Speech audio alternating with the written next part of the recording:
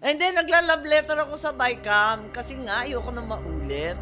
So, sinasabi ko nga kung maaari, yung proseso ng BICAM, baguhin natin. Medyo gandahan naman natin ng konti. Transparency and accountability naman ng konti. Unang-una, maaga pa sana, mag-usap-usap na yung mga subcommittee heads ng House at ng Senado. Wala tayong gulatan, ano?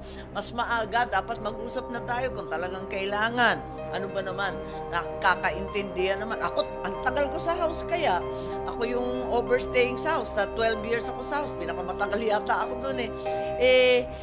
Naintindihan ko maigi ang mga local and district concerns. So, papayag naman tayo dyan, magkaintindihan. So, walang gulatan. Ikalawa, maliban pa sa yung mga vice chair, magtipon-tipon at alamin kung ano talaga yung mga pagbabago na i-finalize.